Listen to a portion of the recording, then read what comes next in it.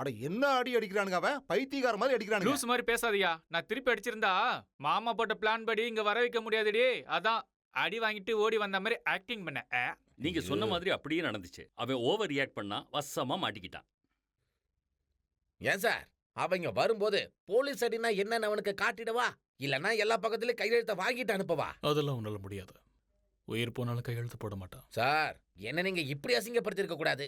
ஸ்டேஷன்ல இருக்கிற போலீஸ்காரன் தண்ணில இருக்கிற முதல மாதிரி யானையாவே இருந்தாலும் புடிக்கி மடிஞ்சு ஆகணும். ட்ரை பண்ணு. என்ன வர சொன்னீங்களாமே? என்னடா பெரிய ரவுடி நினைப்பா உனக்கு? எம்ஆர்ஓ கிட்ட அத்துமீறிட்டியாமே. அவ்வளோ திமிரு.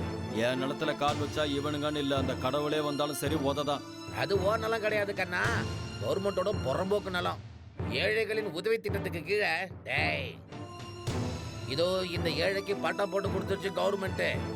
மரியாதையா அந்த நிலம் உன்னோடது கிடையாது, இவனு தான் சொல்லி இங்க இந்த இடத்துல கையெழுத்து போட்டு கிளம்புறேன். போட முடியாது. போட வெப்ப. அது உன்னால முடியாது. உயிர் போனாலும் அது நடக்காது. Hero hero.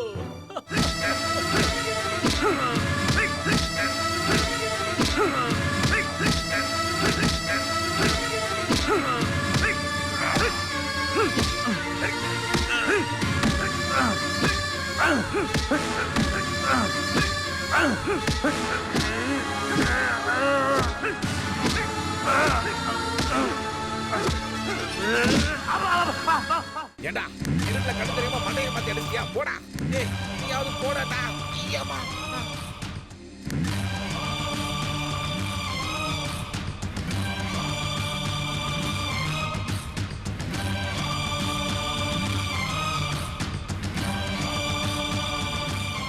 உயிரே போனாலும் சரி என் நிலத்தை கொடுக்க மாட்டேன். நான் சொல்றேன், உன்னால முடியாது, உன்னால முடியாதுயா.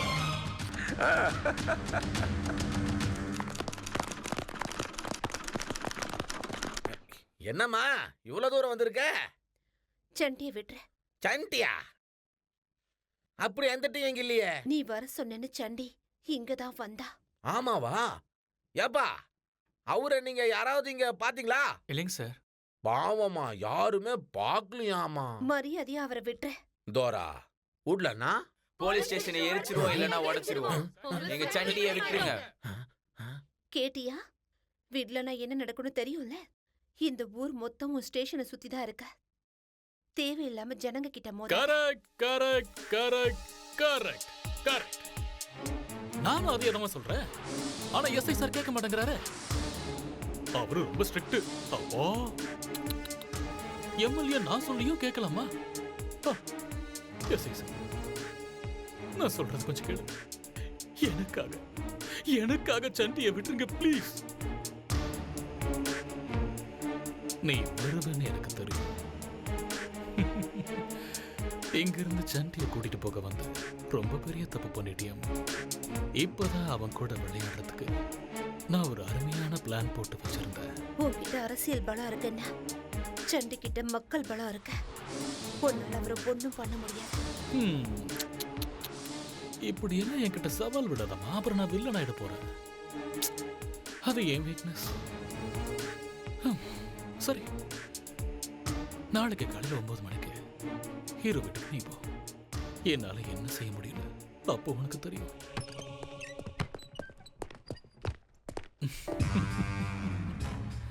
சர்வே ஜனா சுகினோ பவ.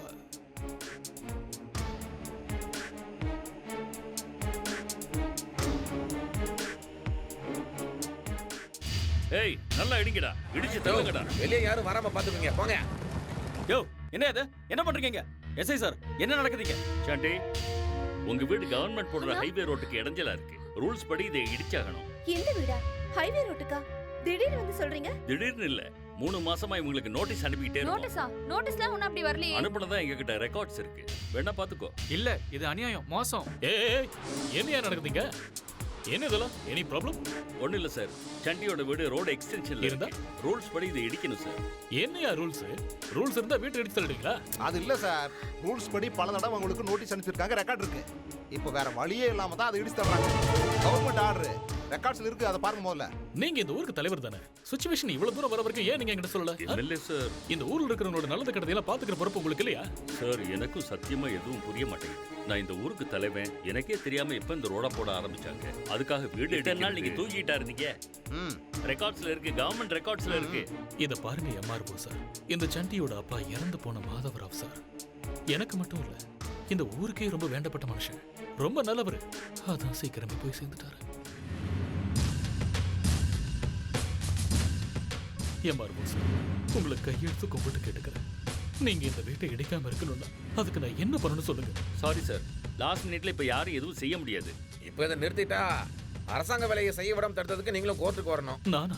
சாரி சார், சட்டத்துக்கு முன்னாடி எல்லாருமே ஈக்குவல் தான். சாரி சாரி மதகஜி, ஒரு எம்எல்ஏவா சட்டத்தை மதிக்க வேண்டிய பொறுப்பு என் தலையில இருக்கிறதுனால என்னால எதுவுமே செய்ய முடியல. உனக்கு என்ன உதவி வேணும்னாலும் சரி, நான் ஒருத்தர் இருக்கங்கிறத மறந்துடாத. என்ன தேடி கூட வர வேண்டாம், அதான் என் தங்கச்சி இருக்காளே. பரம்பா ஹீரோ. எம்எல்ஏவுக்கு தங்கமான மனசு தாங்க. அப்பா மாசம் மாசம் வேடிக்கை பார்க்காம இடிச்சு தள்ளுங்கப்பா. இடிங்க இடிங்க. எம்ஆர்ஓ சார், ஒரு நிமிஷம் இருங்க.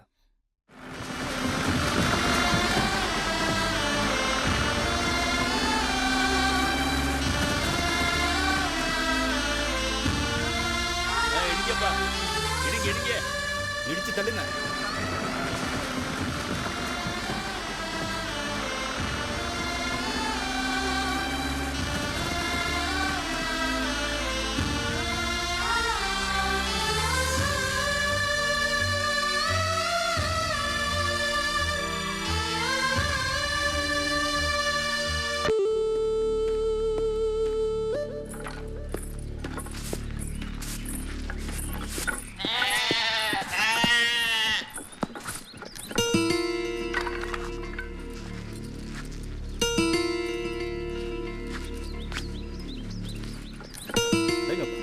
ரொம்ப சீரியஸா இருக்கீங்க போல. டேய், உங்களுக்கு ஒரு விஷயம் சொல்லட்டுமா? எந்த அப்பனா இருந்தாலும் தான் கட்டின வீட்டுல பசங்க இருக்கணும்னு ஆசைப்படுவாரு. எங்க தாத்தா வீடு கட்டினாரு, எங்க அப்பா தங்கினாரு. எங்க அப்பா இந்த குடிசையை கட்டினாரு, நான் தங்குறேன். அதான் விதி. அதுவும் இல்லாம நாம இங்க இருந்தா எங்க அப்பாவை தினமும் பார்க்கலாம் இல்லமா? டேய் நிறுத்துற, முதல்ல கையால் ஆகாத மாதிரி பேசாதடா. அந்த எம்எல்ஏயோட அட்டகாசம் நாளுக்கு நாள் அதிகமாயிட்டே போகுதுடா. இது ஊரா இல்ல சுடுகாடா? ஊனு ஒரு வார்த்தை சொல்லு மச்சான், இப்ப வெட்டி போட்டுருவோம். நீங்க கொஞ்சம் வாய் மூடுங்க. மாமாக்கு தெரியாதா அந்த எம்எல்ஏ காரங்க ரொம்ப பெரிய ஆளுங்க, அவங்க கிட்ட வச்சுக்கிட்டா அவ்வளவுதான். போட்டு விடுங்க மாமா, நமக்கு பிரச்சனை வேணாம். மூச்சுக்கு 300 தடவை மிலிட்டரி மாதவராவ் பையன் மிலிட்டரி மாதவராவ் பையன் சொல்லிக்கிற. இப்ப என்னடா ஆச்சு? மிலிட்டரிக்கு போறதுக்கு முன்னாடி ஆம்பளையா இருந்த, போயிட்டு வந்ததுக்கு அப்புறம் கையால் ஆகாதவ மாதிரி இருக்கா? டேய், என்னடா தெரியும் உனக்கு? நீ ரத்தம் பார்த்து எத்தனை நாளா இருக்கும்? உங்க மாமாவுக்கு உடம்பு சரியில்லாத போது பாட்டில்ல பாத்துருப்ப ரத்தத்தை, பார்டர்ல மரணத்தோட விஸ்வரூபத்தை பார்த்தவனா. என் வாழ்க்கையில 10 தடவை சாவ தோக்கடிச்சுட்டு வந்திருக்கேன். அந்த எம்எல்ஏ சாவடிக்க எனக்கு வேற எதுவும் தேவையில்லை, இந்த 2 கை போதும். என் தங்கச்சி கல்யாணம் என் கையை கட்டி போட்டு வச்சிருக்கா, கட்டி போட்டு வச்சிருக்க. அமைதியா இருப்பேன். என் தங்கச்சிக்கு கல்யாணம் பண்ணி இன்னொருத்த கையில ஒப்படைக்கிற வரைக்கும் அமைதியா இருப்பேன். அது வரைக்கும் அவன் என்ன பண்ணாலும் வேடிக்கை பார்த்துட்டு தான் இருப்பேன். நீங்களும் அதே மாதிரி அமைதியா தான் இருக்கணும். ஏய் ராஜா, என்னடா எப்படி இருக்க? எனக்கு என்னடா, சும்மா பிரமாதமா இருக்கேன்.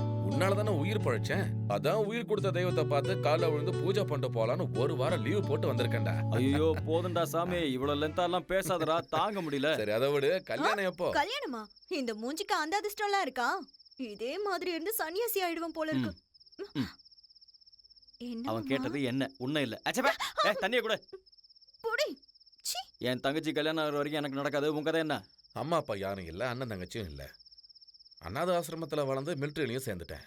வருஷத்துக்கு கிடைக்கிற 2 மாசம் லீவ்ல எங்க போறதுன்னு தெரியாம 3 வருஷமா லீவு கூட எடுக்காம அங்கேயே இருக்கேன்டா.